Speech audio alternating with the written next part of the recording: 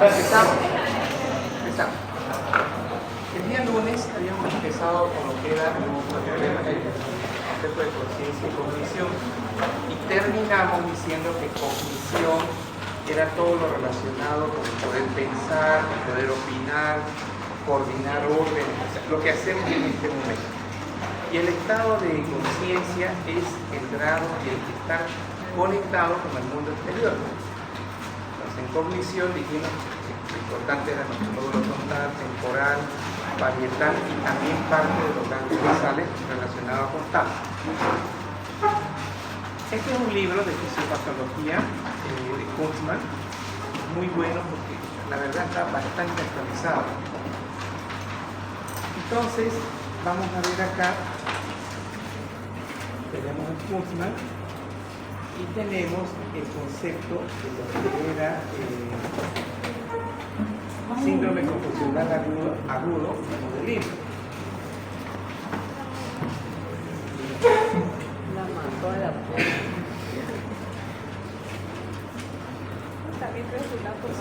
¿Qué es un estado confusional agudo? Es una persona que no sabe dónde está agitado, es como que viera todo una cosa diferente y no la entiende.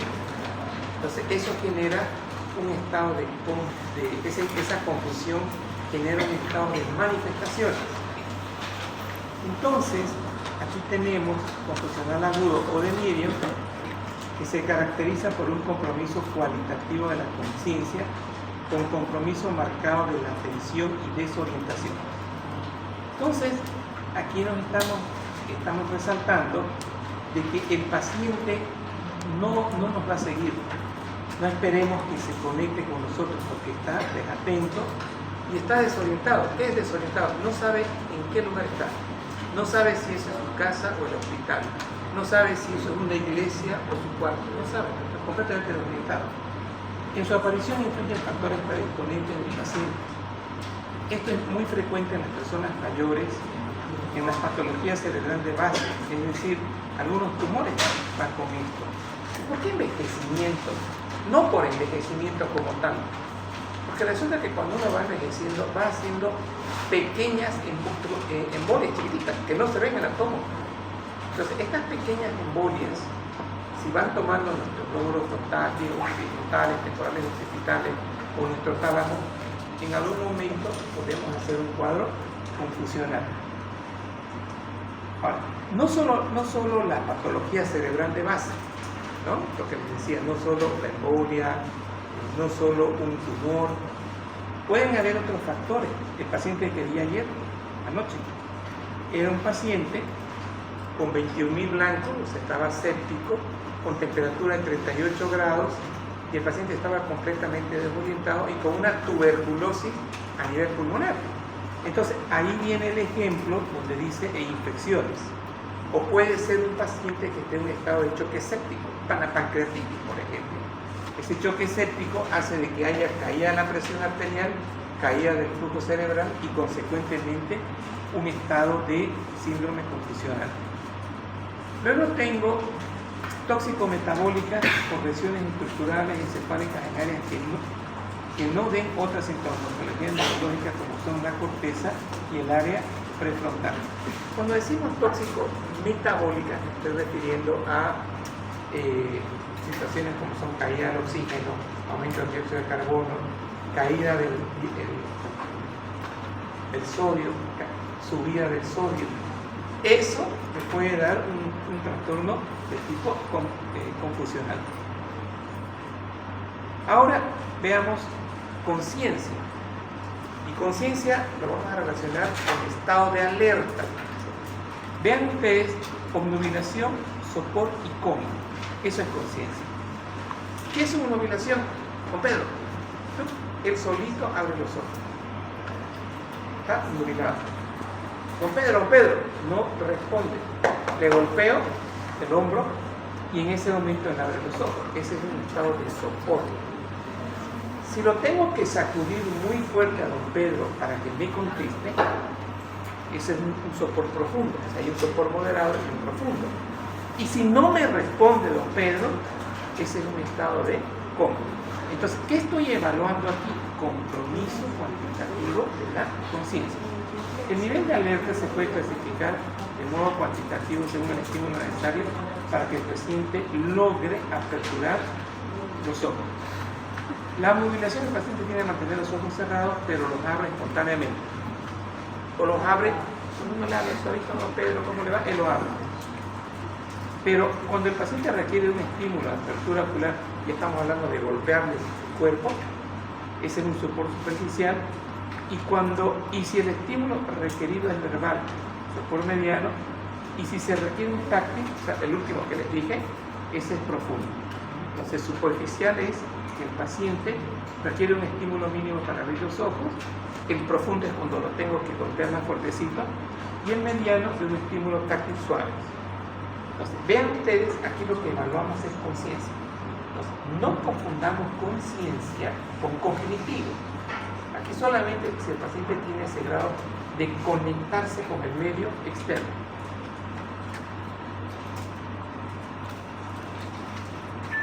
Dice,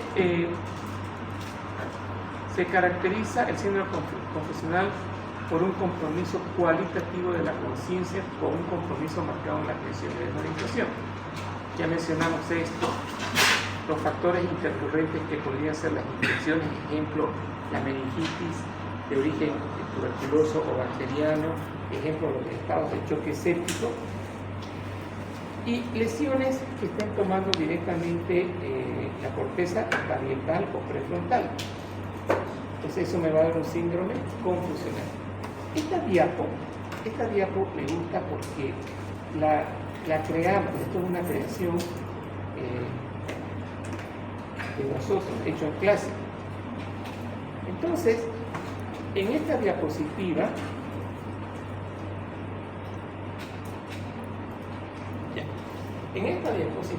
vean ustedes, aquí lo que yo tengo es, aquí abajito, miren, aquí tengo otra escala y aquí tengo otra escala. He hecho 3 escalones para ver el estado de conciencia.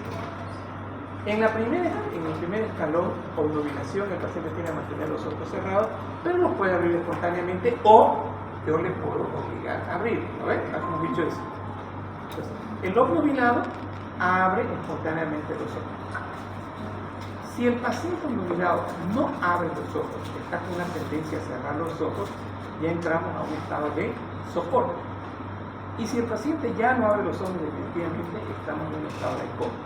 Y en el soporte dijimos que tenemos un estímulo verbal. Don Pedro, abre los ojos, eso es mediano o leve, pero don Pedro no lo hace, tengo que golpearle, estímulo táctil, sí abre los ojos. Y el soporte ya profundo es cuando el paciente se necesita un estímulo inclusive doloroso. Entonces vean ustedes que un paciente que recibe un golpe, que se intoxica con alcohol o con drogas, o que tiene un cuadro infeccioso, puede pasar por estos estadios. Por eso lo dicen escalera. Al comienzo puede estar obnubilado. Si es más profundo ese estado de compromiso neurológico y ya no abre los ojos al simple estímulo verbal, con mínimo, el paciente está en estado de sopor y luego el paciente está en estado de coma. El paciente de anoche tenía la sospecha de meningitis. Él de repente abría los ojos y por un momento estaba con los ojos cerrados. Nos acercábamos nosotros y el paciente abría los ojos. Eso es obnubilación. Hoy el paciente amaneció comunicativo, hablando, conversando, pero anoche estaba obnubilado. Entonces los líquidos que le dimos, la bajada de la fiebre, hizo que esto no avance y el control de la infección. Pero si es una infección importante, una meningitis importante, el paciente ya va a avanzar de obnubilado a estado de sopor.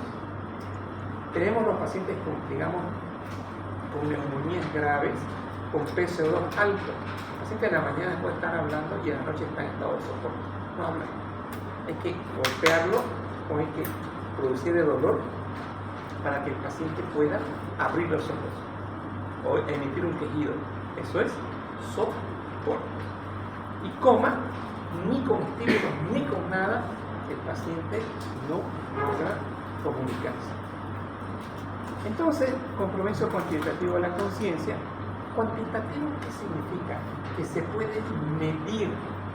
Eso es cuantitativo. Repito, autorización, sopor y cómo. Compromiso cuantitativo de la conciencia, eso ya lo comentamos.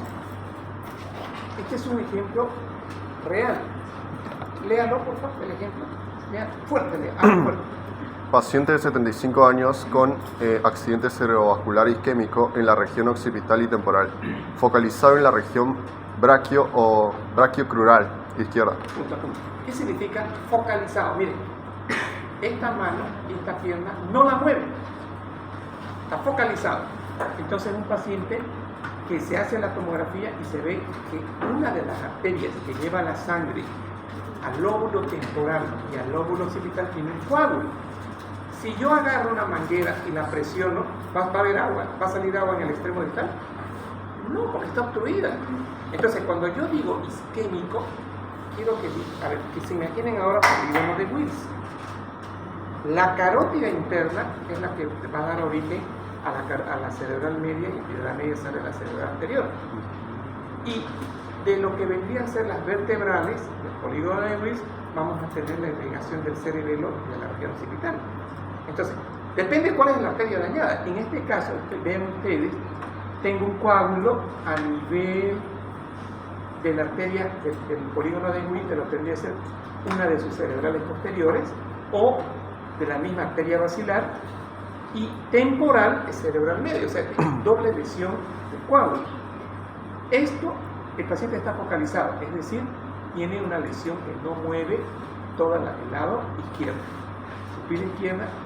Y miren esto está miótico, esto está midriático.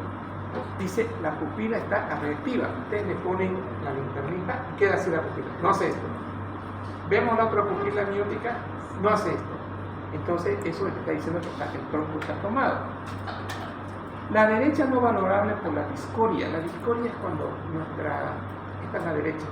La discoria es cuando nuestra pupila tiene una deformación. ¿Abre los ojos al estímulo verbal? Sí. Respuesta a ojo. Respuesta motora en decorticación. ¿Qué es la respuesta motora en decorticación? Le apretamos la tetilla al paciente y él hace esto.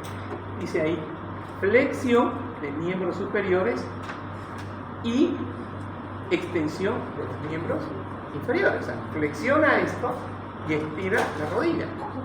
A eso se refiere con, esto es una manifestación de decorticación. Analizamos este caso.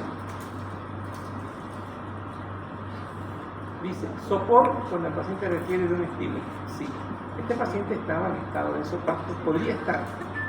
Si no me responde al estímulo mínimo, es leve, pero si yo tengo que golpear el hombro, es moderado, y si es profundo, necesito, ojo, fíjense, en profundo necesito de un estímulo doloroso para que abra los ojos. Aquí está el estado de decorticación, miren, es una flexión y una extensión. Respuesta motora de decorticación es esta de acá. Donde dice MIR significa que hace una pregunta para la residencia en España. Entonces, y para Bolivia también es importante que el estudiante sepa que es postura de decorticación, flexión y extensión. Y otra cosa, esto no es el estado de alerta del paciente, esto es motor, pero nosotros ya vemos acá si está obnubilado, si está en sopor o si está en estado de foco. Revisamos la tomografía y miren ustedes, esto que ustedes ven acá es el cerebelo, este es el bulbo, esta es la protuberancia y aquí está el famoso mesencéfalo. ¿Lo ven? Entonces, ¿y qué dijimos nosotros cuando vimos estado de alerta? Decíamos que está metido todos los bulbos, protuberancia y mesencéfalo. Y acá no está todavía esto tomado, pero miren, esta es la famosa tienda del cerebelo, que eso cambió la anatomía, y por arribita de la tienda del cerebelo tengo el lóbulo occipital. Todo esto negro que ven me está diciendo que la arteria basilar la que lleva sangre a la región occipital, una de ellas, que sea, en este caso tendría que ser la del lado izquierdo, tiene un coágulo, o sea, hay una trombosis arterial de la arteria cerebral vacilar. Ahora, miren acá, esto también es el mismo corte para mostrar que aquí la parte temporal también está tomada. Área isquémica del temporal por la destrucción o sea, no por la obstrucción de la arteria cerebral media. Repito, carótida interna, sifón carotídeo, a la izquierda cerebral media, si del otro lado cerebral media del lado derecho, ya tengo mis dos cerebrales, y fíjense cuando la cerebral media está con coágulo. Esta densidad que ustedes ven, esto es gris, ¿ven? ¿Esto cómo está? Más gris, menos gris. Más gris. Esto es isodenso. Isodenso significa un color normal del encéfalo. Y esto negro, a consecuencia de la obstrucción de la arteria cerebral, está hipodenso. Entonces, desde ahora yo voy a utilizar la palabra hipodenso. Cuando ustedes vean hipodenso, pueden ser isquemia, puede ser edema cerebral, pero les voy a avisar, este hipodenso relacionado con la obstrucción de la cerebral media. Entonces, esto está tomando todo el lóbulo temporal. Como algún tip que les podría servir cuando estén viendo tomografías, cuando yo veo los ojitos acá, estos lóbulos, al ver el ojo, este lóbulo corresponde al lóbulo temporal. Estos que ven acá son las circunvoluciones. Aquí tengo corte axial, ACV isquémico del lado derecho, cápsula interna. Esto de acá es otro ACV isquémico. Está tomando la altura de los ganglios basales. De la corteza sale la motoneurona y pasa por acá. Cuando esto está isquémico, como se ve aquí, va a haber un déficit motor. O sea, para estar con déficit motor es que yo necesito que esté dañada mi cápsula interna. Y esto de acá ya es la postura de decorticación. Y miren lo interesante. ¿Qué es la postura de decorticación? Respuesta motora en decorticación es la flexión de miembros superiores e hiperflexión de los miembros inferiores. ¿Qué dice acá?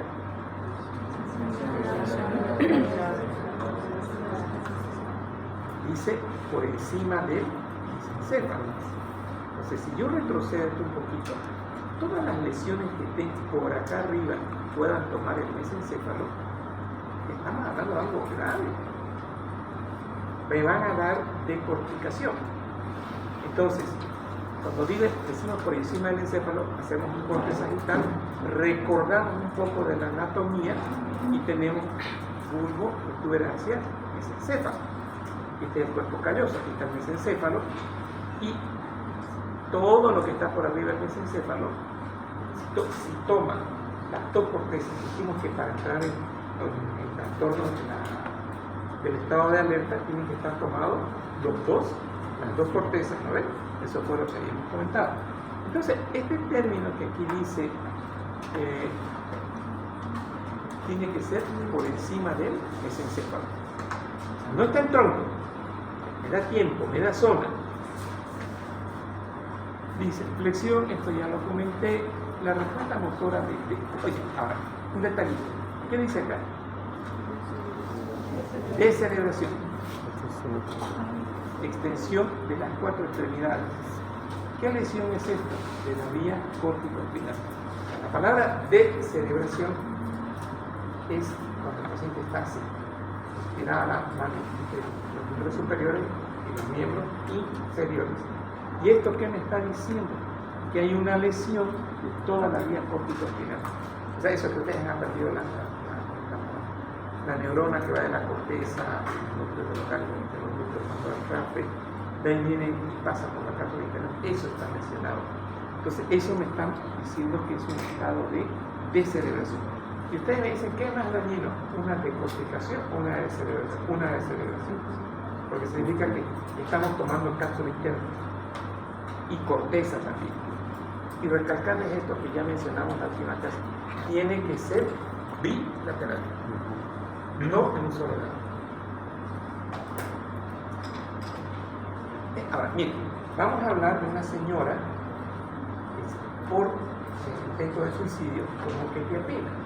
La quetiapina deprime el sistema nervioso central. Así es, esto es normal. ¿Cuánta toma?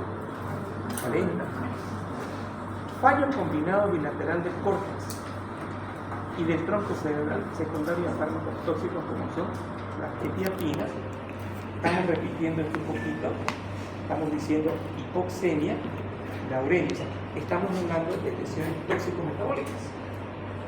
Y miren, tiene que ser que la corteza cerebral bilateral, estoy insistiendo en esto, bilateral. Y también está el tronco. ¿Qué era tronco? Bulbo, protuberancia, mesocelo. O sea, esto está grave, ¿no? Porque es corteza y tronco. Que, aparte de quetiapina, ¿cuál es otro ejemplo? Hipoxemia. Es el paciente con tuberculosis que vi ayer que tenía una PO2 inferior a 60 milímetros de mercurio, porque no tenía parénquima pulmonar. Entonces, cuando yo digo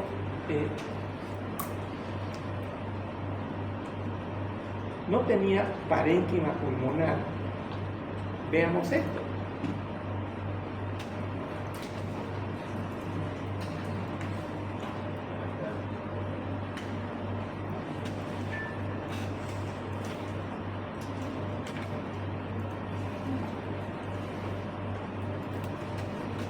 Acá les voy a mostrar, esto fue de anoche, para que entiendan aquí, o sea, por qué puede haber hipoxemia. Eso es lo que quiero que vean y lo entiendan. Entonces, un paciente renal, estadio 4 o 5, que no quiere dializar, se va a acumular urea y creatinina. La pregunta falsa es esta. ¿Quién es la que anota?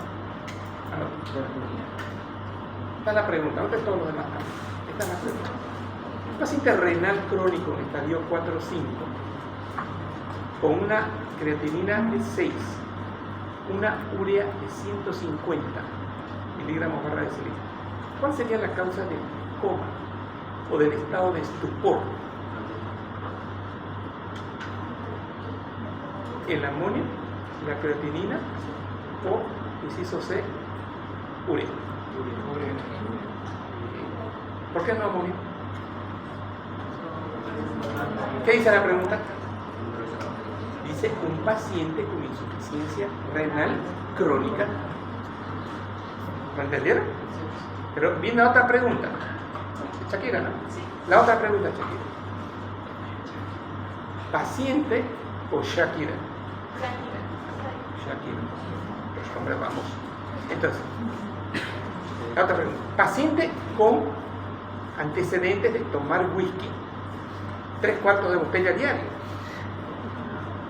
cirrosis hepática y está en estado de coma. Repita los 3 incisos. ¿Cuál de estas 3 respuestas es verdadera? Amonio.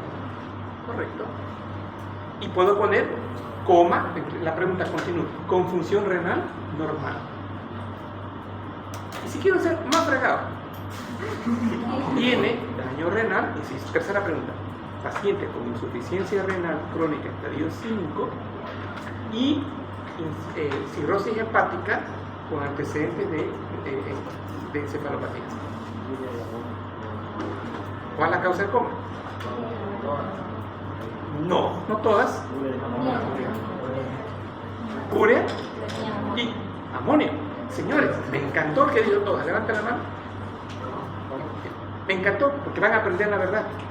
Señores, la creatinina no da encefalopatía. La creatinina no es un causante de trastornos de alerta. No. Pero sí el amonio. ¿Estamos? Aprovechamos. Sodio bajo. Sodio alto, sí dan trastornos tóxico-metabólicos. Eso agreguen también. Hiperglicemias dan trastornos tóxico-metabólicos. Y ni hablar de la hipoglicemia. ni hablar de la hipoglicemia menor a 45 o a 60 miligramos por decilitro. Un estado de hipoglicemia da cuadro tóxico-metabólico. Y la lesión es unilateral y bilateral. Para que sea tóxico-metabólico, repito, subrayo, siempre tiene que ser bilateral. Y bueno, no sé qué pasó. ¿Se acabó? No está grabando ya. No, está cargando. Se cortó el Zoom y dice que la grabación se está guardando. Ajá, se cortó el Zoom y se está guardando la grabación. ¿Cuándo se cortaría? No lo sé. Pero sí. Pero no debe ser más de 2 minutos. Bueno, ya pasaron, ¿cuántos son? 40 minutos. ¿Esto ya se acabó? Sí, hay que esperar un ratito. Ya. Pues entonces quedó claro eso, ¿no ves? Puede ir haciendo, creo. Lo que sí, todo tiene que grabar. Sí, tiene que grabar. Ahora, ¿por qué no puedo entrar a WhatsApp? Debe ser el internet. No tiene internet, doctor, por eso. Oh, Se sí. le cortó.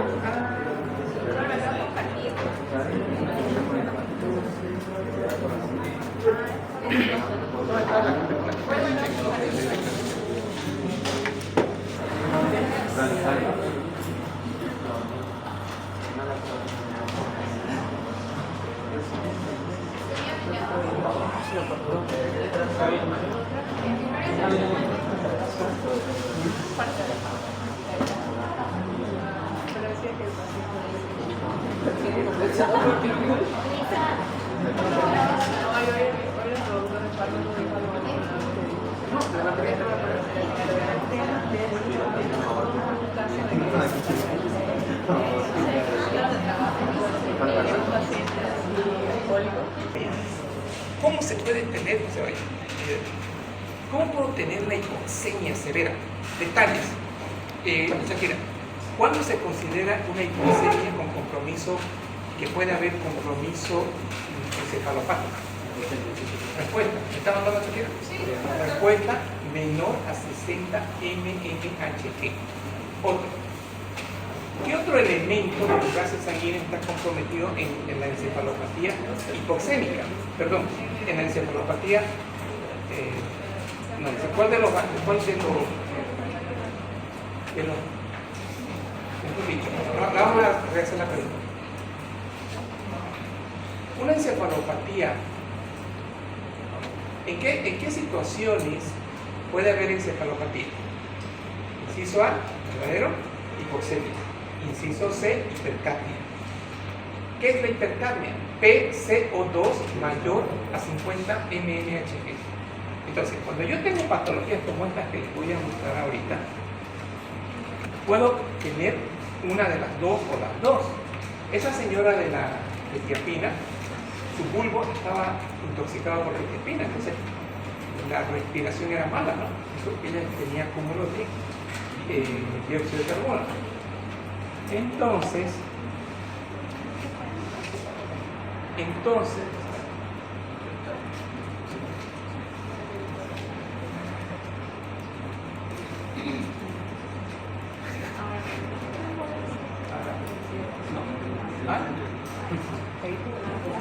Ya lo fertilizó.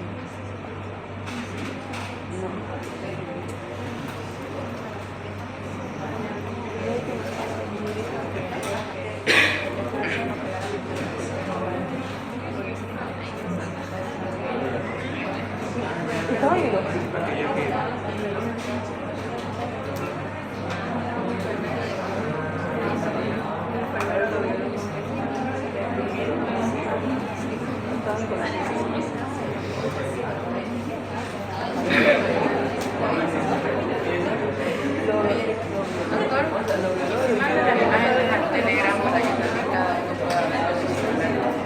En caso de que no descargue.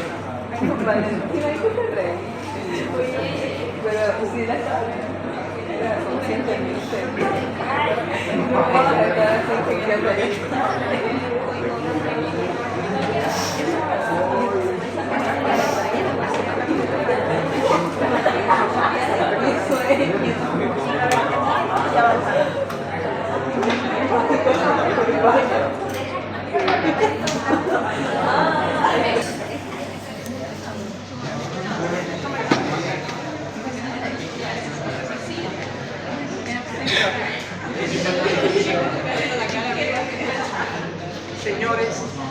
ese tipo de patologías que ahorita vamos a abrir.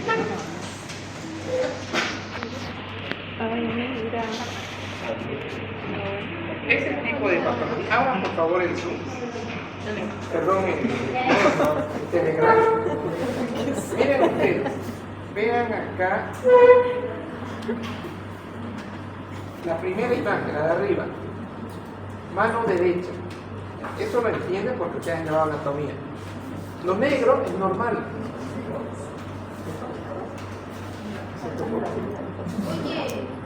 Escuchen. ¿Ve? Lo blanco es la neumonía. Poco parénquima, ¿no?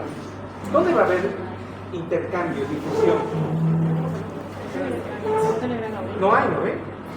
Entonces el paciente tiene todo el derecho de hacer un PCO2 alto y un PO2 bajo. A eso me refiero cuando les digo insuficiencia respiratoria.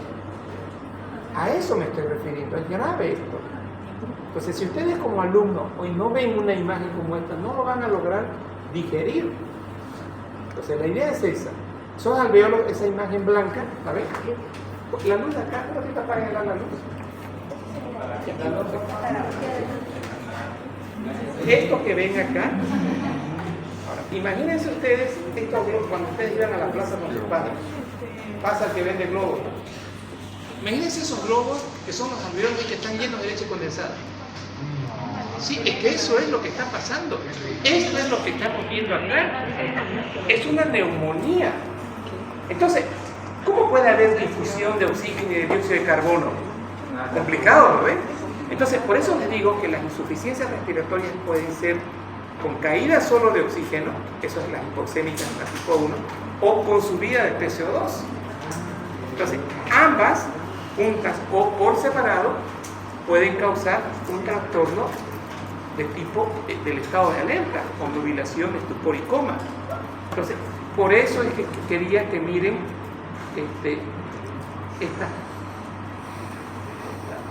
estas imágenes. Y si seguimos acá, esta es la misma, este es otro paciente, miren. Esto de acá, esta es una linda imagen, ¿en qué sentido?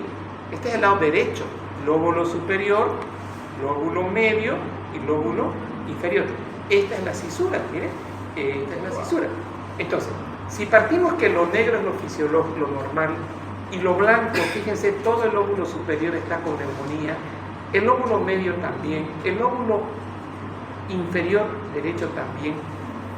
Ya ustedes pueden deducir lo que está pasando, ¿no?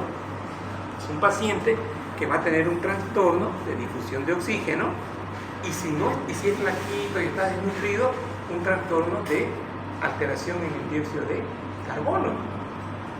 Y si esto avanza, a la medida que no podamos hacer que se mejore esa difusión, el paciente va a entrar en obnubilación o en soporte o en estado de coma.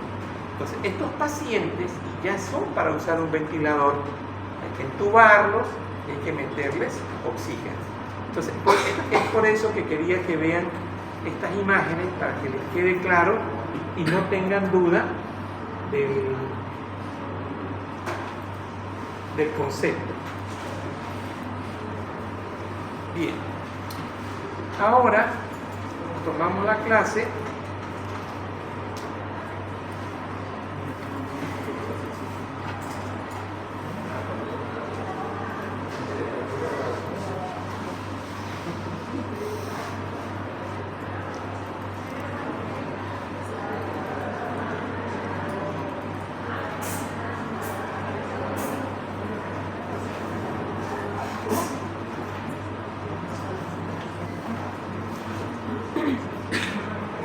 Aquí está lo que le dije en la primera clase, ¿no? Bulbo, protuberancia y encéfalo. Y aquí les hice esto para qué era la corteza cerebral. Para eso. Sí.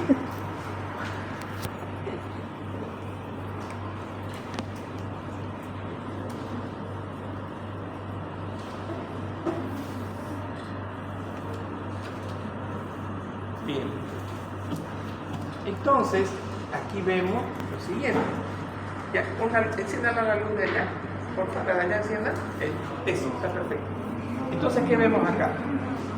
Esta señora, la chiquita, era una paciente de 24 años, dice, estamos viendo los trastornos cuánticos, y fíjense, esto va a ser una pregunta de agarrarlos, a los que no vinieron a clase.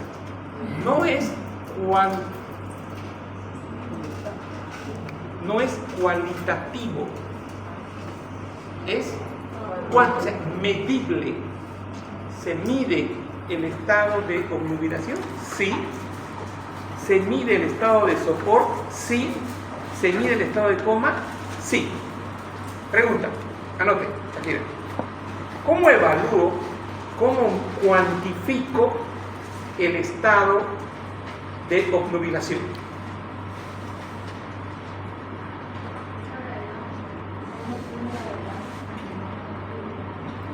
A ver, pregúntenle al ChatGPT.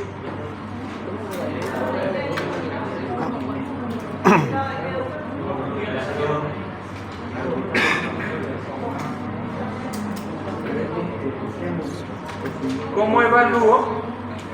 O sea, ¿cómo mido, cómo cuantifico el estado de obnubilación? Es la pregunta para el sopor y el coma. Pregúntenle, soy estudiante de fisiopatología. Con la escala de Glasgow. ¿Perdón? Con la de Glasgow. A ver, ¿qué les digo? Pregúntenle al ChatGPT. Pero eso dice que No, a ver. Eso dice. Ya, puntual entonces. No le demos mucha tarea. Soy estudiante de medicina, quiero cuantificar semiológicamente el grado de obnubilación. Escala de RAS. No, muy avanzado eso. No. Pónganle así como les digo. Soy estudiante de medicina y quiero cuantificar semiológicamente la obnubilación. ¿Qué debo preguntar? ¿Qué debo hacer con el paciente para saber su grado de obnubilación? ¿Qué le respondió el ChatGPT?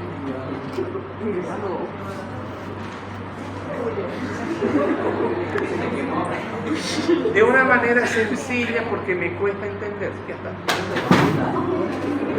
Yo le pregunto así. ¿Ya? ¿Quién participa? Y resumida.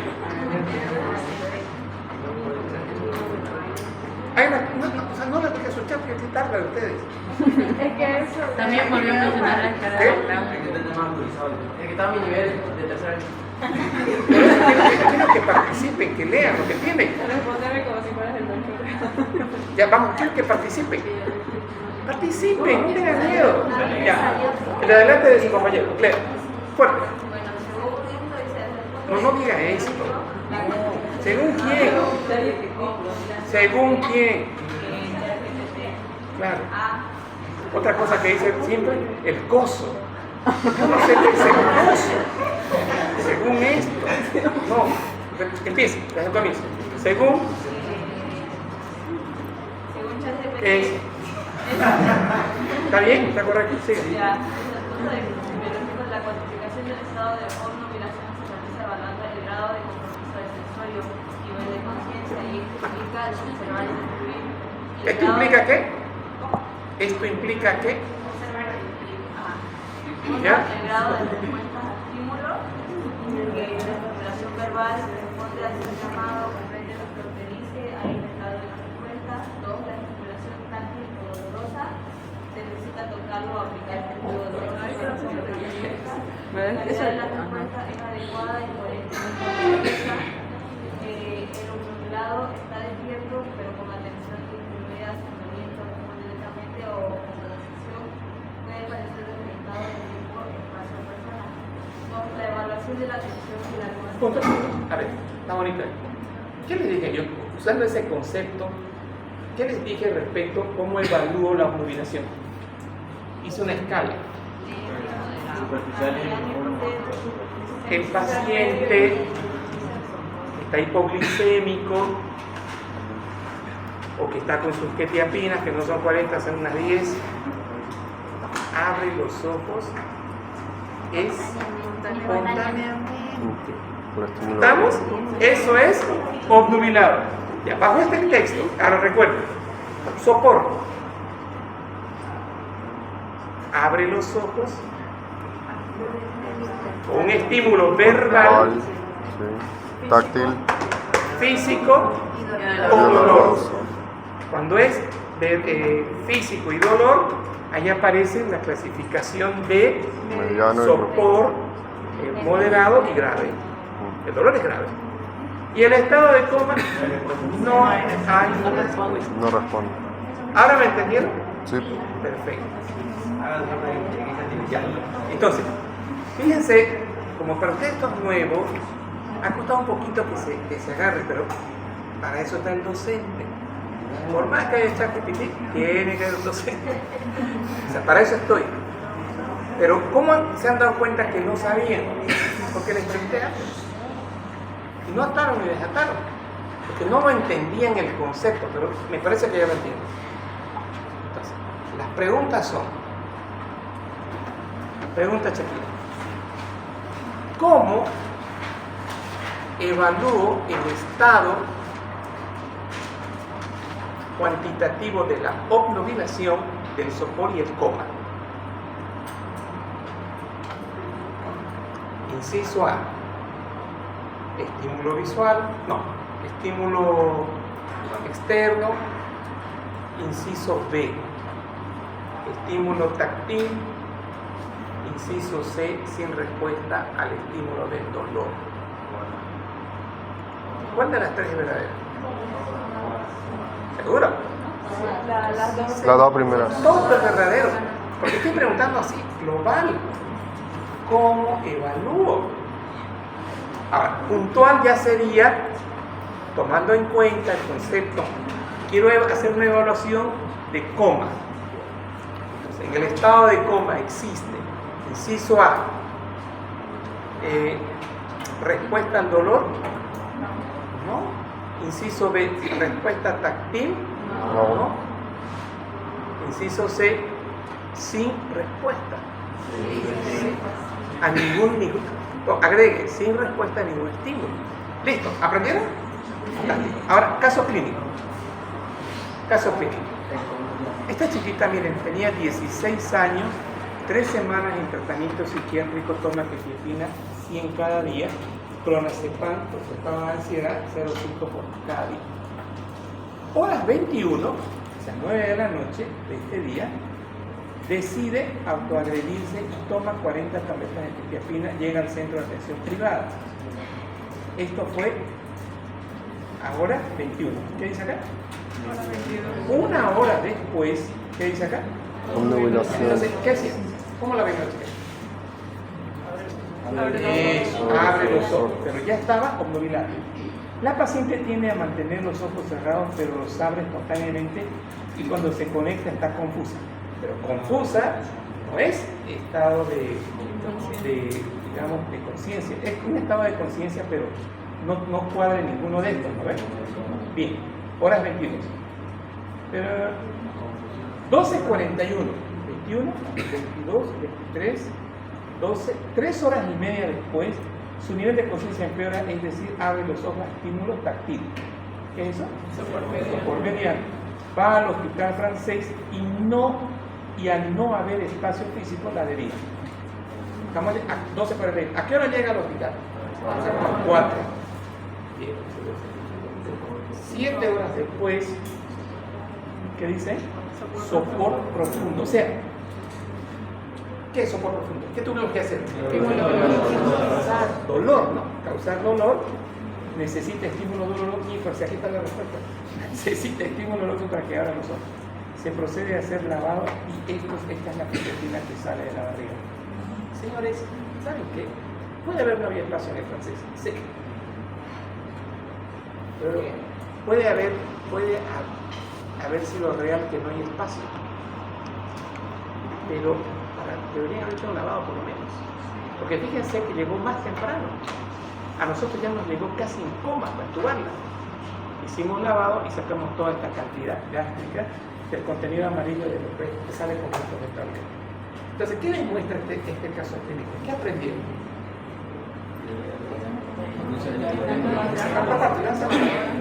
Levanten la mano.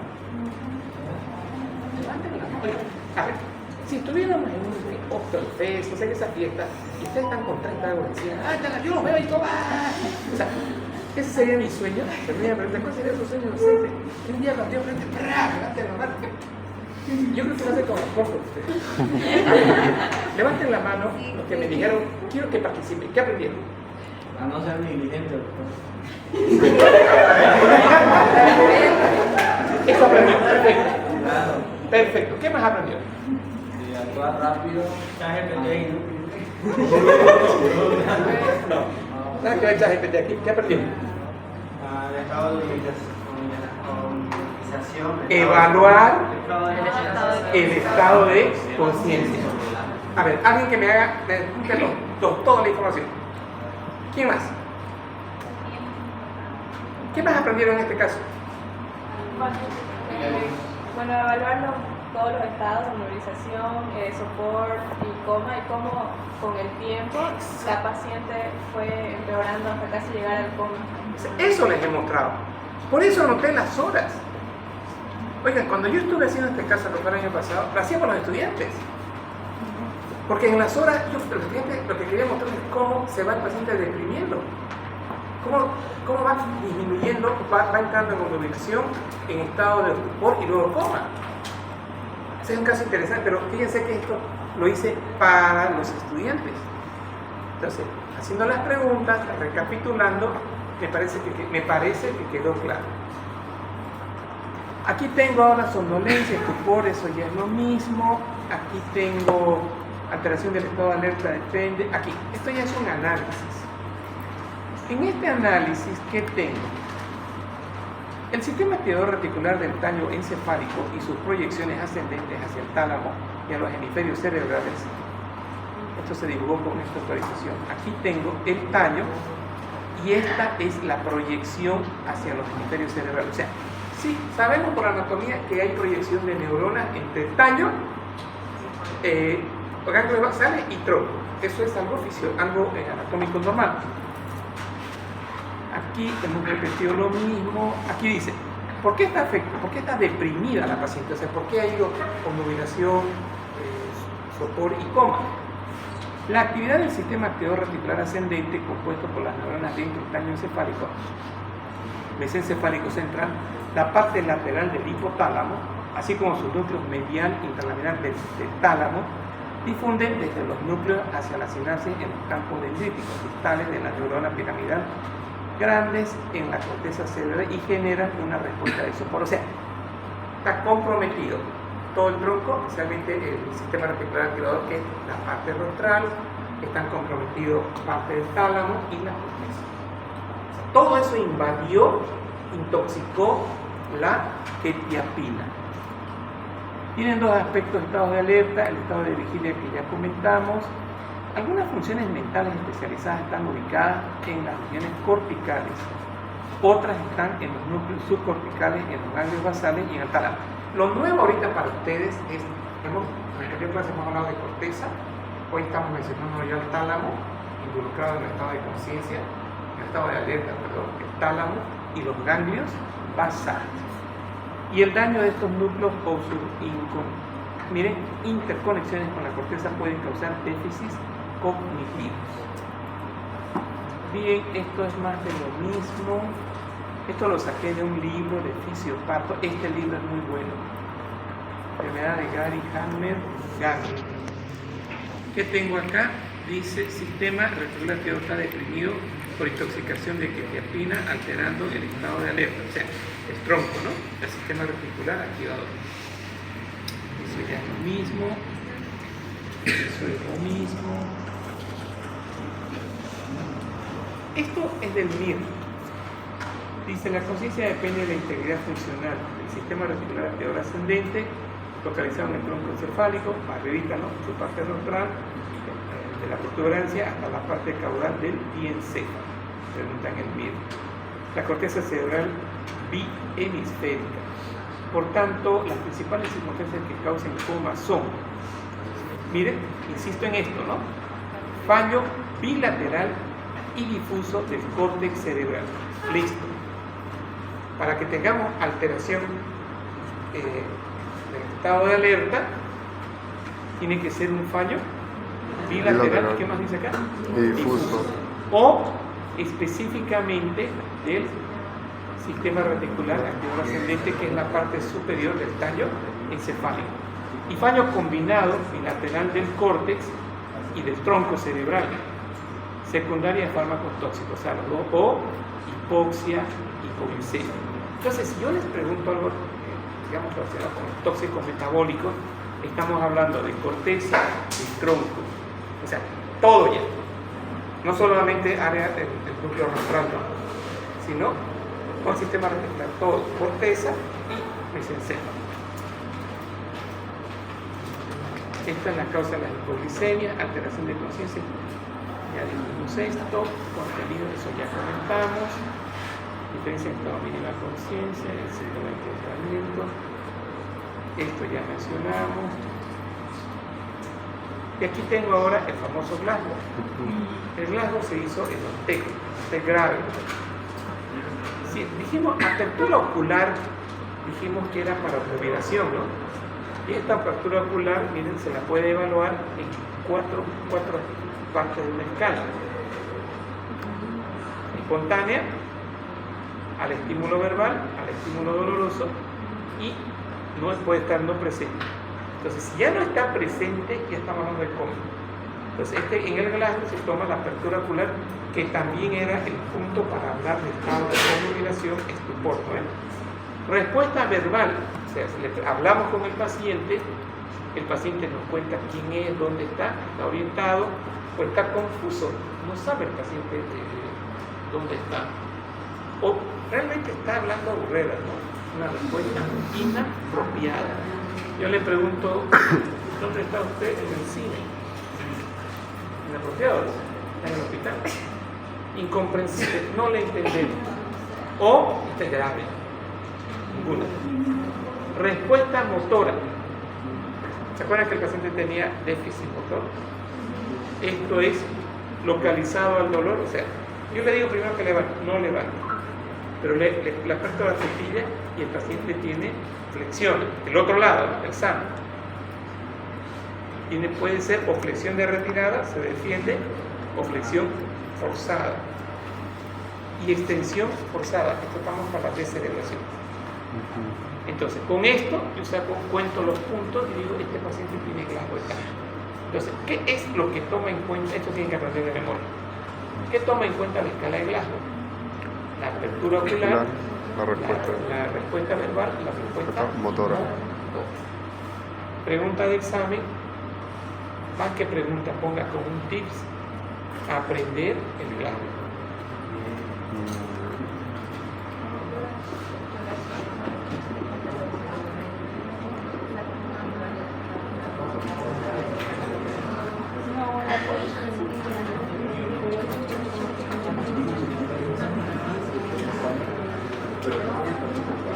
Bien, entonces quedó claro esto, ¿no?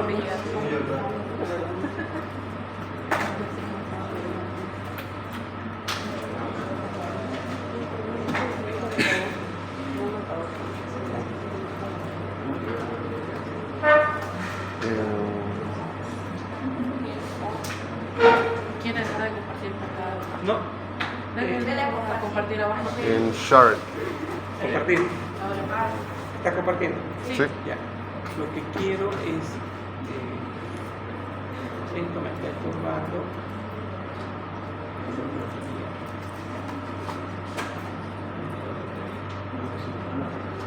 Y aquí dice segunda parte.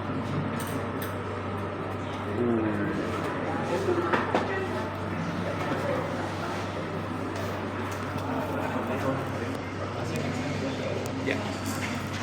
Señores, es el paciente que estaba manejando una moto y se cae y llega en un estado de coma, o llega obnubilado, o llega en sopor, llega con déficit motor de un lado, llega con Glasgow bajo. ¿Pero por qué? Porque el cerebro crea edema cerebral. Bien. Tenemos ahora nuestras neuronas cerebrales y el líquido está en el intersticio. Entonces, la salida de ese líquido de los vasos arteriales del cerebro llegan al intersticio de las neuronas y ese ¿Ustedes han hecho alguna vez pan o han visto hacer pan? ¿Quiénes no han visto hacer pan? Va a llegar a casa, va a agarrar una masa. Escuchen esto, va a agarrar masa. Ah, sí, ¿hay levadura? Sí. Van a echar la agüita y van a echar levadura a esa masa. ¿Qué va a pasar? Se va a inflar. Ahora, escuchen esto. Si yo agarro medio kilo de harina, que es harto, son 15 panes, 30 panes salen, de un kilo salen 30 panes. La culpa de yo decir chiquitito un día le ha ayudado a mi madre. No. Entonces, escuchen esto. Yo agarro y pongo en una jarrita de medio litro. Se va a hinchar, ¿no? Es una jarra de plástico, o una esfera. Una esfera. Se va a hinchar, se va a empezar a partir eso. Ese es el edema cerebral. Esta es la jarra, el cerebro, el cráneo. Hay tanto líquido en el intersticio cerebral que no puede ya expandir, por lógica, porque tiene un cráneo. ¿Qué va a pasar con las estructuras internas, las arterias, los troncos, el tronco cerebral, el mesencéfalo? Se comprime. Va a ser comprimido. Entonces, ese grado de presión intracraneal se llama, o sea, esa es la PIC, presión intracraneal cerebral. Fíjense esta lógica ahora. Cuando hay edema cerebral, la PIC tiene que estar elevada. Pero por alguna parte tiene que salir una parte de ese chorizo del cerebro y va a buscar huecos, especialmente a nivel occipital, de los pelos de convulsión, de salir por allí. Y eso es lo que se conoce con el nombre de herniación. Y al salir va a comprimir a lo que es el mes exacto, que está ahí cerquita el tronco encefálico, y el paciente entra en coma. Entonces, lo que vamos a aprender acá es evaluar cómo se hace el edema cerebral. Si yo entiendo cómo sube la PIC, evito la herniación. Entonces, tengo en primer lugar la barrera hematoencefálica. Lesión traumática, la barrera hematoencefálica contribuye al desarrollo de edema cerebral.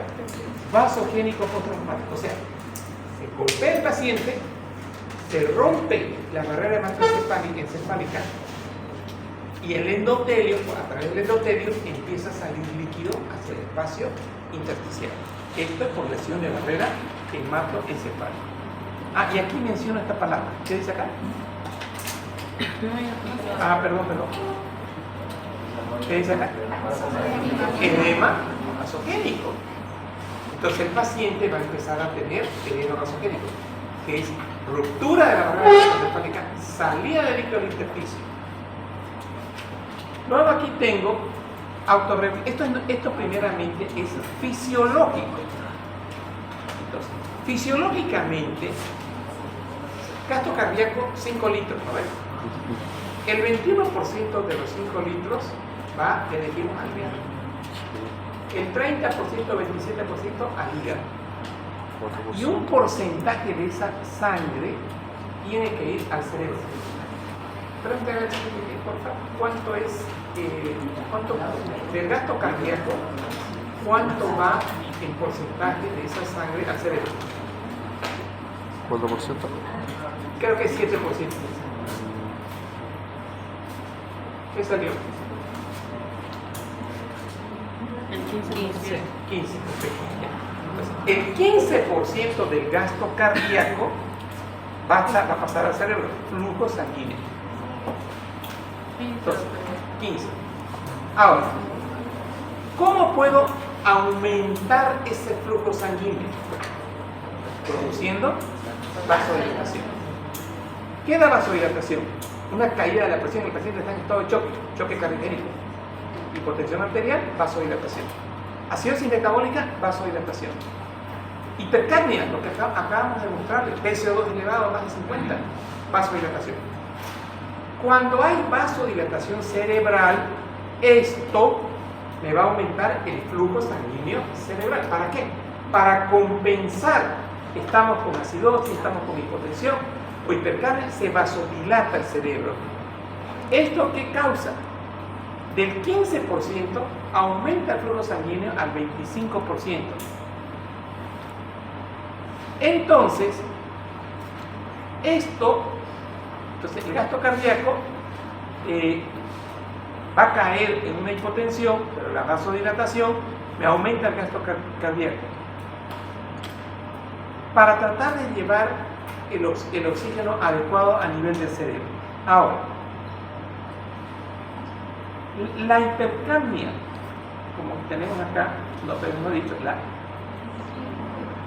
hablamos solamente de la hipercapnia, nada más. Ahora, aquí tengo,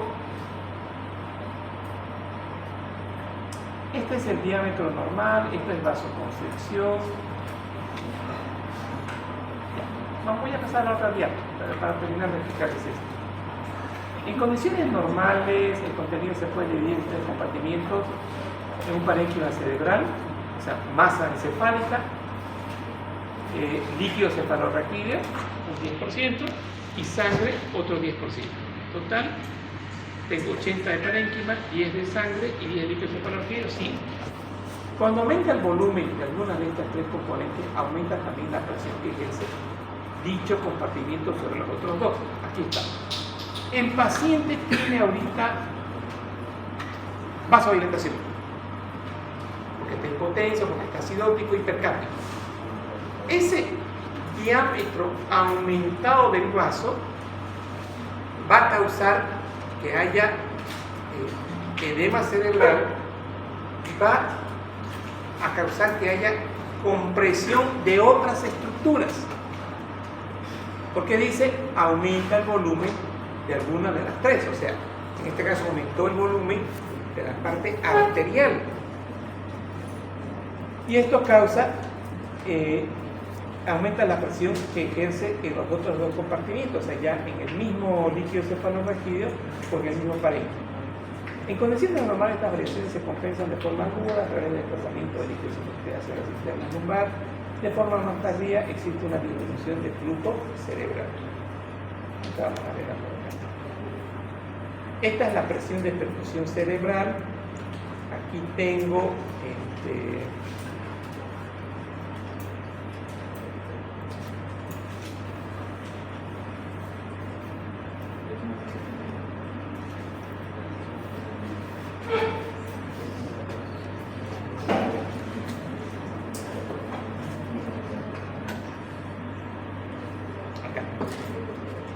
Entonces, presión de perfusión. Aquí tengo flujo sanguíneo que va entre 50 y 100 ml por minuto. Esta es mi presión arterial. Si yo tengo aquí una presión arterial entre 60 y 150, 60 milímetros de mercurio y 150 de presión arterial media, puedo mantener un flujo sanguíneo normal del 15%. ¿Estamos? Con una presión arterial media en este rango. Si yo tengo una PCO2 que va entre 30 y 50, mantengo el 15% de flujo, o sea, eso es autorregulación, no es todavía patológico. Y acá tenemos el siguiente concepto.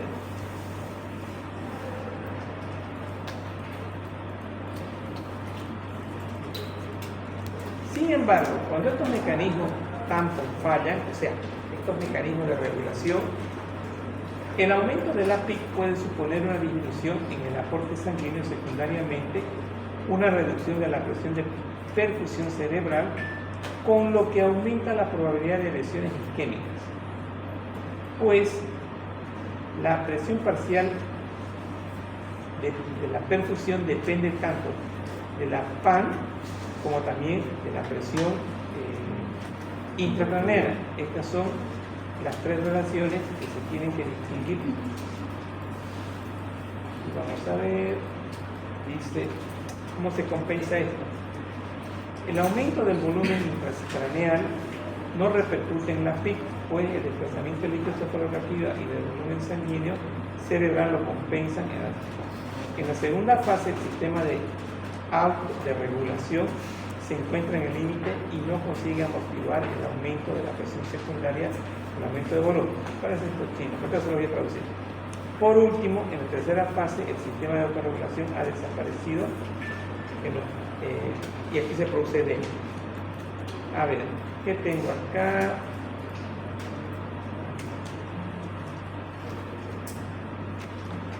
La PIC, la presión intracraneana, es la consecuencia de la interacción entre el cerebro, el líquido cefalorraquídeo y la sangre cerebral.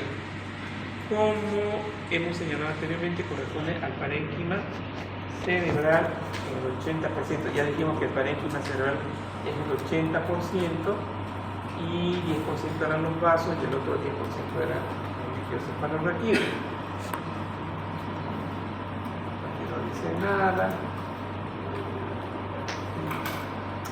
Por otra parte, el líquido cefalorraquídeo corresponde aproximadamente al 10% del volumen intravascular. Es el producto principalmente por los restos coroideos a un ritmo de 0,3. ¿De dónde aparece el líquido cefalorraquídeo? De los restos coroideos. Se ven alteradas en diversas circunstancias como la inflamación de la mucosidad de la magnea o el necrotismo de la PIC, situación que causa edema cerebral, incluso o presencia de masas intracraneales. La sangre está compuesta por un volumen sanguíneo cerebral y por el tubo sanguíneo cerebral. Este volumen constante del cerebro corresponde a un 10% del volumen del ventrículo izquierdo. Este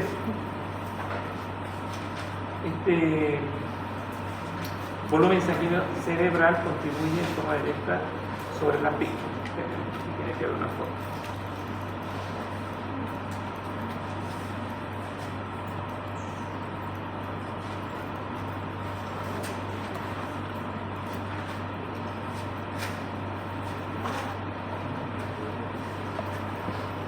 A ver, dice fase inicial correspondiente a la fase de alta confianza y baja PIC, en la que a pesar del incremento del volumen no hay prácticamente ningún gasto en la PIC, pues el líquido cefalorraquídeo y el volumen sanguíneo cerebral se absorbe el aumento de volumen.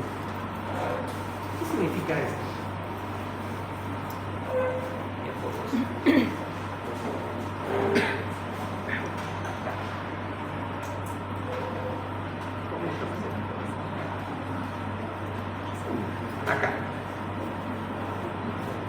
Acá está diciendo, en este número 1,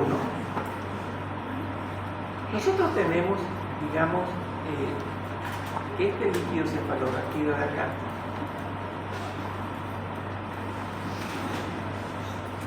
Este líquido cefalorraquídeo de acá no puede drenarse. ¿Se acuerdan que era el tercer ventrículo, cuarto ventrículo, pero de medio de Este por algún motivo no se puede drenar, porque tiene una tuberculosis benigna. Entonces, va a aumentar este líquido aquí adentro, ¿no ves? Eso es fisiológico. Si aumenta tanto, esto va a producir una compresión de las otras partes y ahí estaría aumentado la PIC, la presión intracraneal. En la primera fase, estoy en la diapo 19, en la primera fase, acá dice lo siguiente. La primera fase dice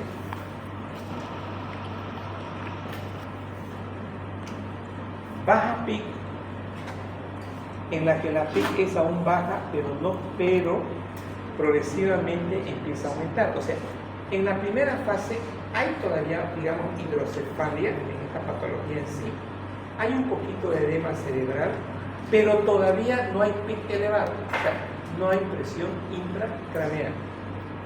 En la fase número 2, acá, en la fase ascendente,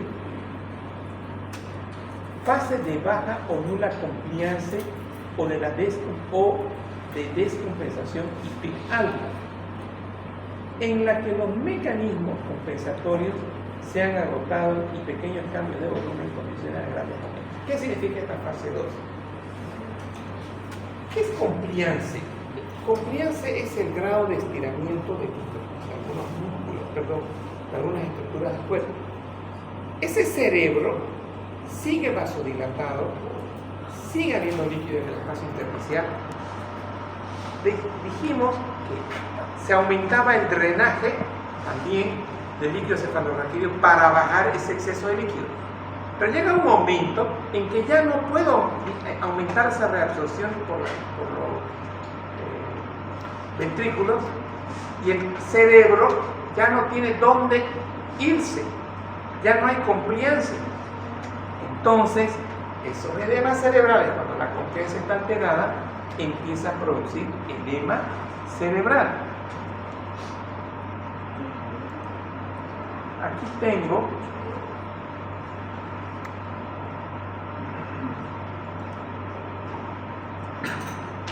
el siguiente concepto.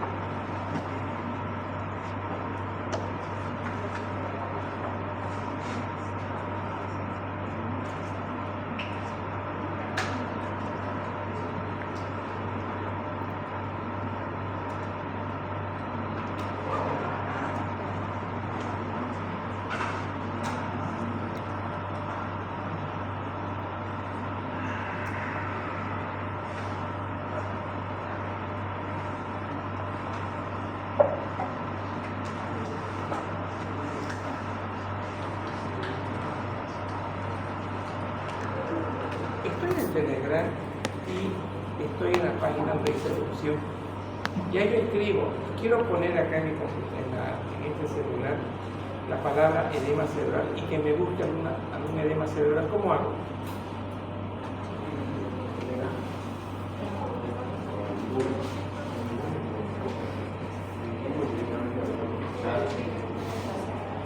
Algún chat antiguo me había dicho esa palabra. Sí, eso quiero buscar. ¿Cómo hago?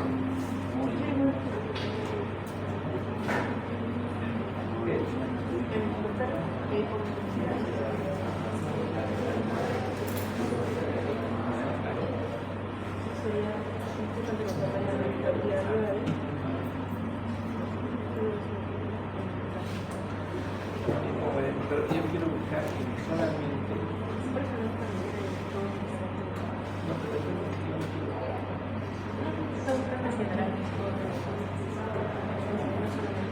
En cambio,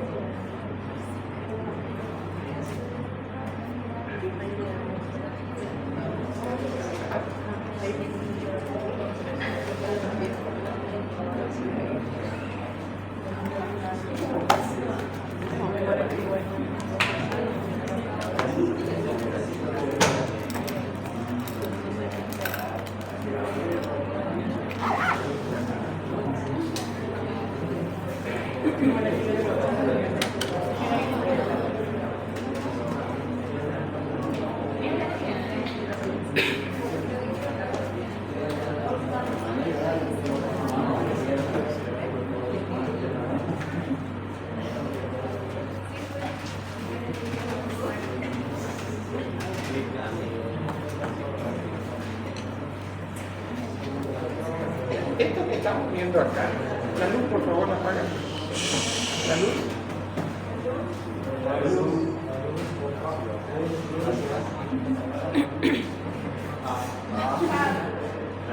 Esto que vemos aquí es un ACV isquémico. Te dije donde están los ojitos, corresponde al lóbulo temporal. Aquí se obstruyó la arteria. Entonces, este paciente de 35 años hace un ACV. Todo esto va a causar que esto se hinche. Entonces, el líquido, el edema lo que hace después es lo siguiente. Ese es el edema y empieza a causar compresión de las estructuras. Miren acá, esta es la línea media, pero esta línea media, vean ustedes que este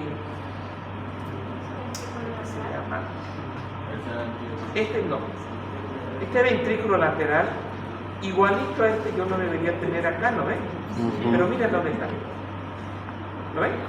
O sea, es tanto el edema cerebral que ya empieza a desplazar las estructuras internas. Entonces, de otra manera, el aumento de la PIC, esto ya estamos en estadio 3, el aumento de la PIC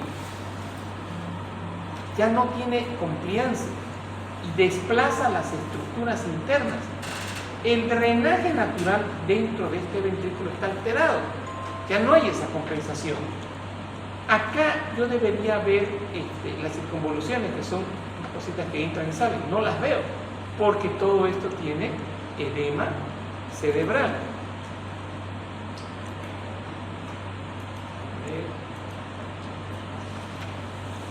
Acá. Entonces,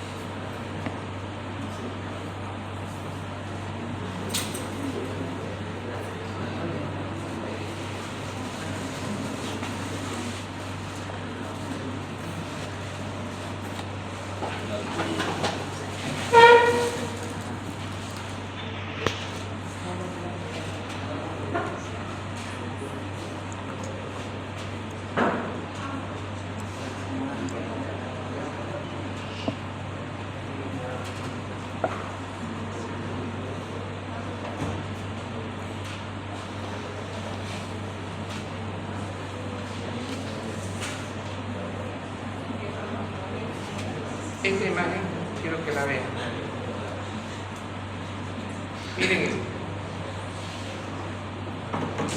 Vamos a fisiopato. Acá. Miren la imagen que acabo de enviar.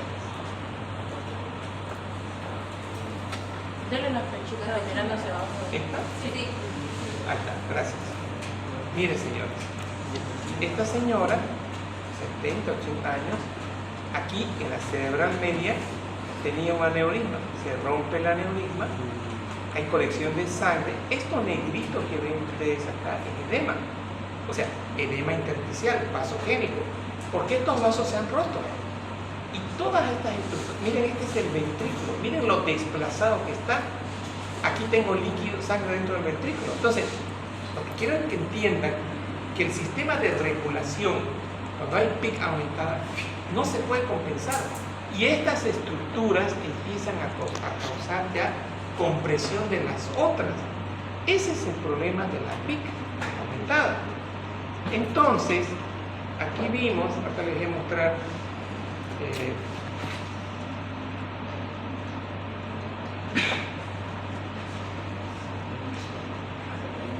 acá, les voy a mostrar esta foto que la van a volver a ver cuando estén en el hospital. Esta foto es esta, ¿verdad? Miren, acá no tengo que bajar. No. ¿Dónde? Aquí. Señores, miren esto. Fíjense esto, lo que les decía. Esta es la carótida interna. ¿Estamos? Este es el sifón carotídeo. Eso es lo que ustedes han aprendido en anatomía. ¿Hasta ahí? Perfecto. Sigo el sifón carotídeo y esta es mi cerebral media. Aquí tengo mi otra cerebral media. Entonces, eso va como un recordatorio. Y esta cerebral media, este puntito, este es el lado derecho, ¿ya? Como estaba el sangrado. Esto es sano. ¿Tiene este punto acá? Esta es una dilatación de la cerebral media. Eso es un aneurisma. Esto se rompió y me causó esto. Entonces, vean cómo ahora ya es fácil de entender para ustedes. La ruptura de los aneurismas causan un sangrado intracerebral. Hay lesión del sistema subaracnoideo, hay lesión de la barrera hematoencefálica y toda parte de ese plasma y esa sangre va a pasar al intersticio. Y este es el edema, esto negrito que ustedes ven que es edema, y ahora va a desplazar las estructuras internas. Entonces, va a desplazar todo. Entonces, esto es lo que estamos analizando en el concepto donde aquí dice, ¿está? Acá.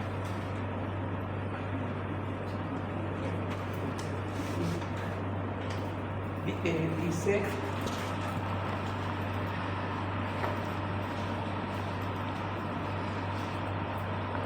acá. Y lea por favor en voz alta. El comportamiento sigmoideo de la curva PIC, volumen intracraneal, explica que bastarán leves aumentos del volumen intracraneal para producir grandes cambios de presión. Punto. O sea, eso es grande lo que acaban de ver de esa hemorragia. Hemorragias más chiquititas pueden causar un aumento exagerado de la presión intracraneal. Sigan. La distensibilidad y la capacidad de taponamiento cerebrales frente a los cambios de volumen varían con el valor numérico de la PIC en un factor de 10, estableciéndose así el índice de presión volumen intracraneal. Así, un IPV mayor a 18 ml conllevaría un bajo riesgo de HIC, De hipertensión intracraneal. mientras que un IPV menor de 13 El ml IPV se refiere a volumen intracraneal. intracraneal. Sí. Siga. Menor a 13 ml implicará una presión intracraneal prácticamente inmanejable. Listo. Entonces, cuando estos volúmenes de sangre son, en la medida que vayan aumentando, va aumentando la presión intracraneal y va a causar lo que les había dicho, compresión. En la práctica clínica, vea, En la práctica clínica se considera que incrementos de volumen que producen aumentos de la presión intracraneal superiores a 25 milímetros de mercurio hace que la cavidad craneal se sitúe en la fase de descompensación. señores, está diciendo que si yo tengo una presión intracraneal mayor a 25, 20 es normal, ese edema, esa salida de líquido hacia el intersticio va a causar compromiso, va a apretar, si quieren ustedes, a estructuras del cerebro. ¿Estamos? Entonces, con presiones mayores a 25 ya tenemos nosotros en una fase de descompensación. El problema es determinar clínicamente si un paciente con PIC normal se encuentra en la fase inicial con alta compliance o en la fase ascendente baja compliance. O sea, ya no tiene dónde más estirarse. Con este fin se han desarrollado varios métodos para estudiar la compliance cerebral. Otro aspecto que se debe considerar es que la curva de presión-volumen correspondiente al eje del cráneo espinal cuando existe una libre comunicación entre ambos espacios. Si hay un bloqueo de la circulación de líquido cefalorraquídeo, es decir, si yo bloqueo tercer ventrículo cuarto, si yo bloqueo cuarto ventrículo, no es que hay unos angelitos de mono, ¿no? Si bloqueamos eso, dice, si hay un bloqueo de la circulación de líquido cefalorraquídeo entre ambos compartimientos, como por ejemplo en el caso de una herniación transtensorial o transforaminal, la curva se desplaza hacia la izquierda con la consiguiente menor compliance. Acá. ¿Qué les he traído acá? Aquí tengo acá tenemos nosotros el endotelio, los vasos capilares. Estos son nuestras células de microglia, o sea, nuestras células de sostén.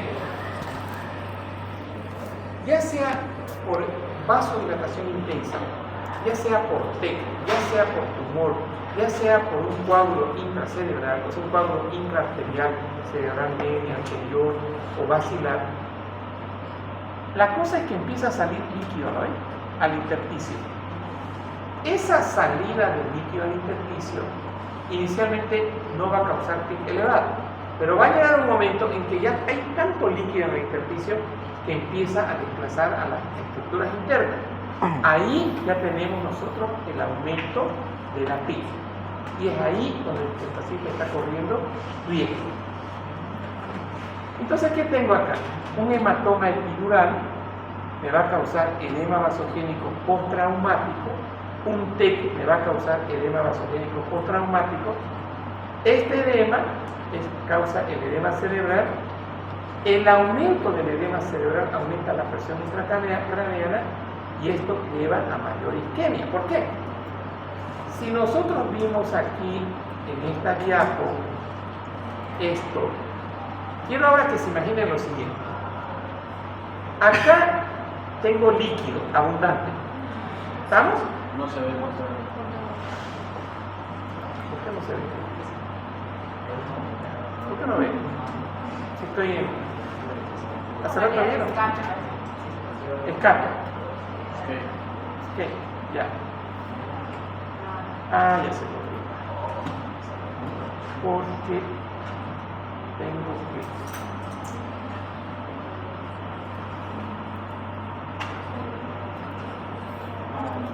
¿Y ahora? Ahí. Señores, esto va a servir para que lo terminen de entender. Acá tengo la masa encefálica, ¿estamos? Aquí está esa colección de sangre, que ya la vimos hace rato. Si esto está causando, esa colección de sangre no tiene dónde más ir, causa hipertensión endocraniana, ¿no? ¿A quién va a comprimir? ¿A quién va a comprimir? A las estructuras adyacentes. En este ejemplo, tengo la arteria cerebral la media, tengo un poquito de mi carótida interna, puedo comprimir aquí arriba a la cerebral anterior.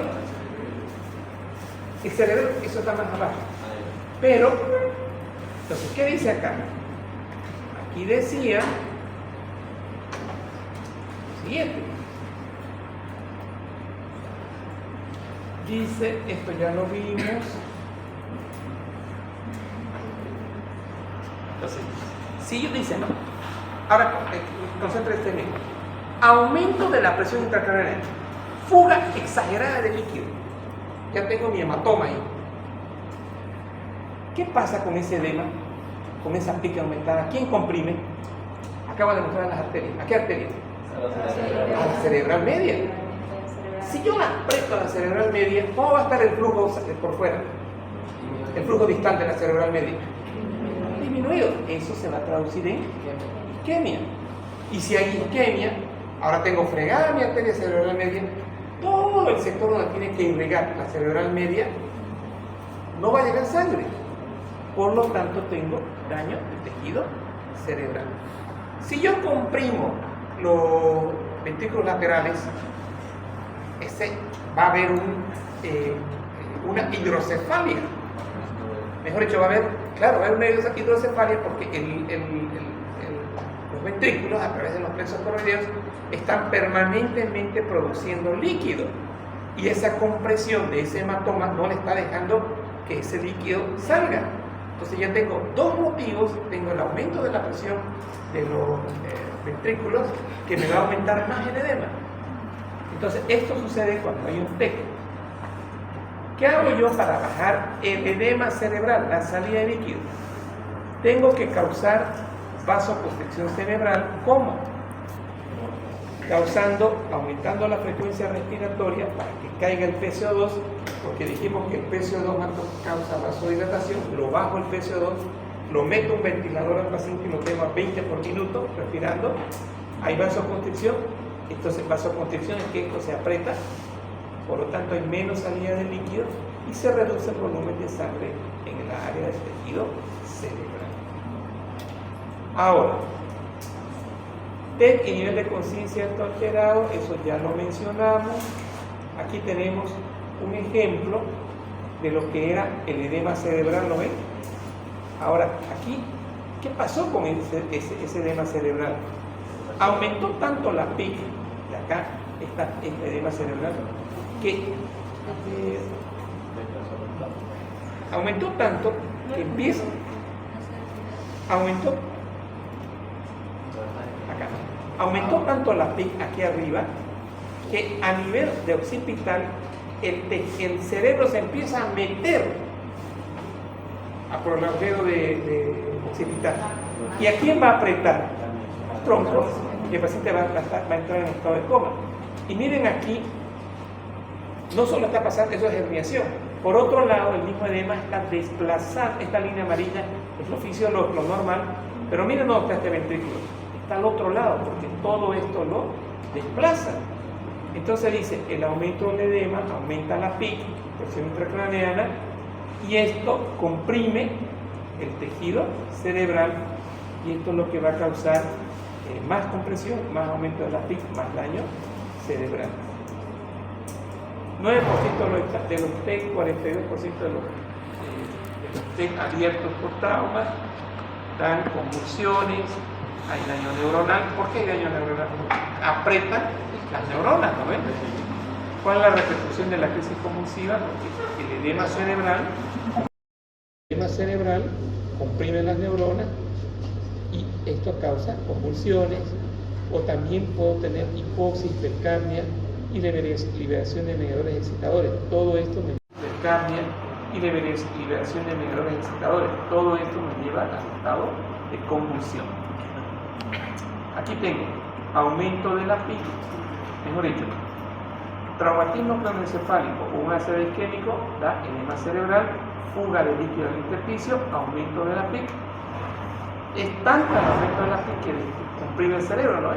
Y esto causa isquemia, porque hay lo que les mostré en esa arteriografía, estaría causando compresión de las arterias de los vasos intracerebrales. Causas fisiopatológicas que aumentan la PIC. A PIC normal es 15 ya.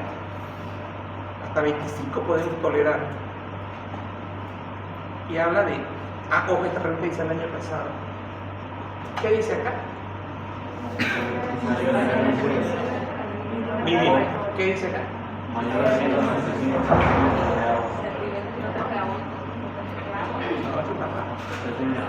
Es 19 centímetros de agua. 100,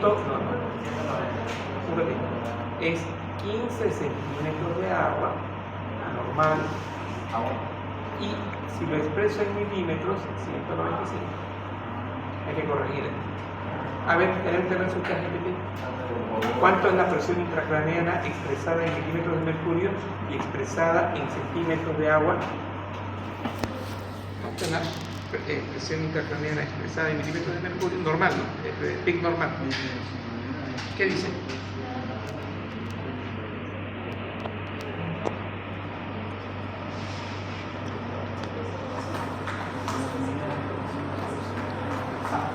¿Cuánto había sido? Doctora, en Kutzman está en 15 milímetros de mercurio o 20 centímetros de agua. Sí, está ahí con el chat. Dice, o sea, porque dice varía entre 5 y 15 o 7.5 a 20 centímetros de agua. Bueno, si está chat. ¿Pero está bien? ¿No? Dice 15 milímetros, estamos bien, ¿no ves? Sí. Bien. ¿Qué más dice el pluma? 20. De 7 a 20. Ya, entonces esto está mal.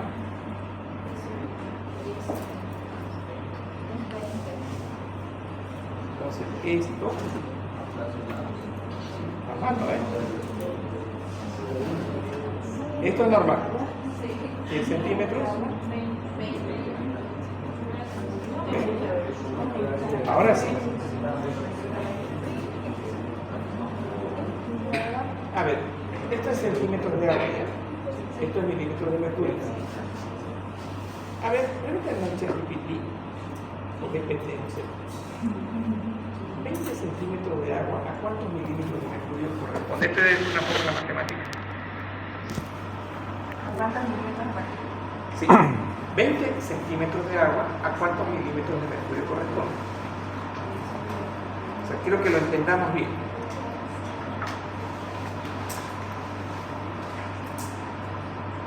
A 14,7. ¿Ya está? Entonces, debe haber una fórmula. ¿Y cuál es su fórmula matemática? Pregúntale. Dice factor para conversión igual a 1.36. Milímetros de agua es igual a 1 milímetro de mercurio. O sea, 15 yo multiplico por 1.36. Sí. Y lo convierto a centímetros de agua. Perfecto. Sí. Bueno, se la voy a arreglar esta pregunta. Se la voy a regalar. Pero, o sea, ¿qué tienen que ser mínimo? Aprenderla, pues, aprenderla. ¿Cuál es la pregunta? Valores normales de la presión intracraneana expresadas en mmHg o en centímetros de agua. ¿Cuál es la respuesta? Mayor a 15 milímetros de mercurio y mayor a 20. ¿Cuál? A ver, deme la respuesta. Deme la respuesta. Anote, Shakira, la pregunta ¿cuál es? Valores normales de la presión intracraneana. Normal, dice, ¿no? Ya. Valores normales de presión intracraneana. ¿Cuál es la respuesta? ¿Cuál, Shakira, cuál es la respuesta? Mayor a 15 milímetros de Normal, dice. Menor Menor a 15 mmHg y o menor. menor a 20 centímetros. Eso es normal. ¿Y qué dice el título aquí? Presión intracraneana. ¿Se dieron cuenta? Para hablar de edema cerebral tiene que ser mayor a 15 o mayor a 20 centímetros de agua. Entonces, si yo les pregunto, otra pregunta, ¿a partir de cuánto empieza a haber edema cerebral? ¿A partir de qué valores en la PIC empiezan a haber edema cerebral?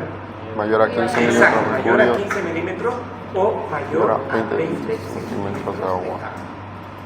Entonces, test grave. ¿Lo ven? Este test grave, ¿qué causa? Salida de líquido. Quiero que se imaginen la fotito antes donde vieron cómo la neurona, el endotelio está sacando líquido entre endotelio y endotelio está saliendo líquido. ¿No ven? Test grave. Salida de agua al intersticial. ¿Qué causa eso? Vasogénico. No citotóxico. Esa es otra cosa que vamos a hablar más tarde. O mañana o la próxima. Vasogénico. ¿A qué lleva esto? Aumento de la presión. Aumento de la PIC. Mayor a 15 o mayor a 20 centímetros. La lesión con efecto de masa. Cuando yo digo la lesión con efecto de masa, ¿cuál de las dos figuras es la válida? ¿La A o la B? La A. Entonces, con lesión, con efecto de masa, o sea, hematoma. Por aquí en el epidural. En el dibujito ese, un hematoma intraparenquimatoso, o un hematoma epidural, o subdural, o una contusión. ¿Qué causan esto? Edema vasogénico. O sea, lo que quiero que se imaginen cuando estamos diciendo edema vasogénico es, ¿cuál de estas figuras? ¿La de arriba? ¿La de aquí? ¿Cuál de las dos? La de arriba, donde estoy señalando salida de agua. ¿Y aquí salida de agua? No. Entonces, cuando yo estoy mencionando este texto de acá, y digo el hematoma epidural, el subdural o el hematoma intraparenquimatoso, causa edema vasogénico. O sea, estamos hablando de ruptura de endotelio, aumento de la PIC, y automáticamente ese aumento causa desplazamiento de las estructuras internas del cerebro. En este caso dijimos compresión de nuestras arterias cerebrales, llevando a un estado de isquemia.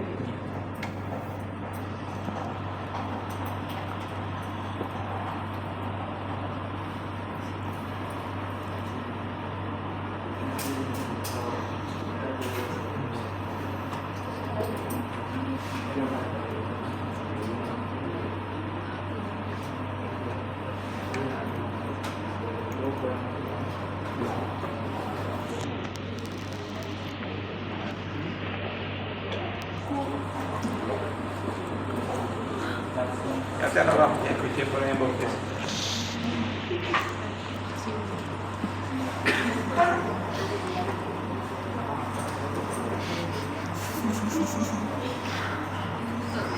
Ya. A ver, lea usted. Lea. La herniación cerebral ocurre cuando el aumento de volumen intracraneal y de la PIC supera la capacidad compensadora natural del sistema nervioso central. Punto. ¿Usted sabe qué es la herniación cerebral? ¿Se la imagina?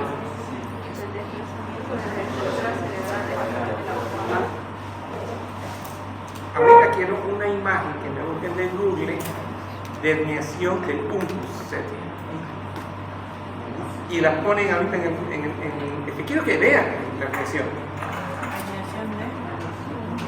del uncus. Otros busquen tipos de herniación cerebral. Dos. Unos busquen imágenes de herniación cerebral del uncus y otros busquen herniación, imágenes de tipos de herniación cerebral. Yo voy a mirar acá. Bien.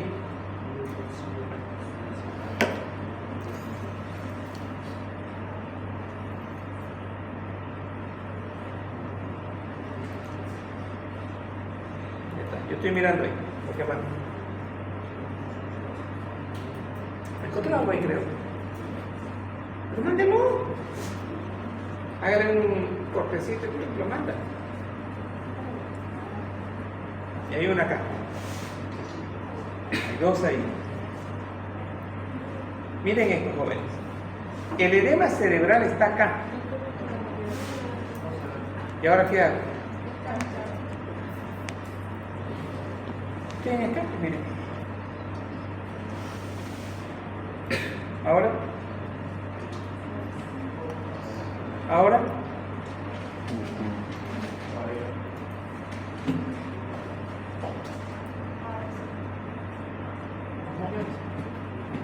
A ver, ayúdenme. Quiero mostrar.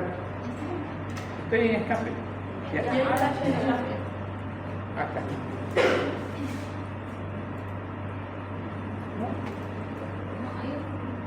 Fisioplasma. Eso. Ya. Está bonita esta foto. Está muy buena. Señores, acá, miren. Bulbo, protuberancia mesencéfala, ¿no ven? Si todo este sector está con edema cerebral o hay edema que va desde acá, por esta zona débil va a tratar este cerebrito de bajar por acá, este alenio uncal. ¿Y qué va a pasar al bajar? ¿A quién va a comprimir? Tronco, ¿no ven? Entonces, consecuencia, el edema cerebral aumenta la PIC y el aumento de la PIC busca el cerebro unas zonas débiles, en este caso el unco. Aquí tengo una hernia uncal. ¿Qué tengo acá? A ver, aquí tengo otra hernia. Lóbulo frontal. Miren, todo esto se está comprimiendo y empujando por esta parte débil. Eso es consecuencia del aumento del edema cerebral y el aumento en la PIC. Hernia transtentorial. En la transtentorial, búsquenme hernia transtentorial, imagen sagital. Acá. Tengo, miren, la hernia uncal y estoy comprimiendo todo el tronco. Esta otra hernia que les decía que es la placenta. Miren, aquí tengo un subdural, edema cerebral y desplaza todo esto a este lado. Eso es subfalcine. Y aquí tengo otra, miren, esta es la hernia uncal que va a pasar por acá, que puede ser consecuencia de un subdural. Acá. Esto es un subdural, esto es otro subdural y esto es otro subdural. ¿Qué era eso de la tienda del cerebelo? Esta es la tienda del cerebelo. ¿Lo ven? Entonces, aquí están los espacios. Todo esto que ustedes ven. Esto de acá es un extradural. Comprime al cerebro, miren, a la corteza, y desplaza a todo el cerebro por acá. El concepto era transtentorial, o sea, por debajo, este es el tentorio. O sea, estoy bajando, descendiendo desde la región occipital, desplazando esa membrana del tentorio y bajando por acá. Entonces voy a comprimir todo el tronco. Esta hernia extradural, perdón, este hematoma extradural. Entonces, el hematoma extradural causa edema cerebral, aumento de la PIC y desplazamiento del cerebro de forma transtentorial y esto comprime a todo el tronco. Aquí que tengo. Aquí tengo esa hernia falciforme. ¿Cómo era esta hernia? Era la A, hernia subfalcina, la A. Miren, aquí está todo esto. Este es el hematoma extradural porque está por fuera del cerebro, ¿miren? Por fuera del cerebro. ¿Y a quién comprime? A los ventrículos laterales, comprime a C, que es parte del humus, o sea, aquí está comprimiendo, y esto va a descender, esta es tentorial, transtentorial, y la letra E, hernia verniana. Esas son graves porque va a comprimir el vértice cerebroso. Y miren lo que hace un hematoma extradural. Este es por dentro ya está, un subdural. Esto es lo mismo,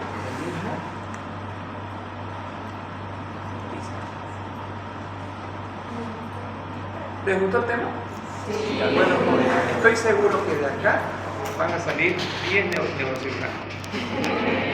¿Cómo lo vamos a reconocer neurocirujanos? Va a llegar en el último audio. ¿Ayuda? Sí.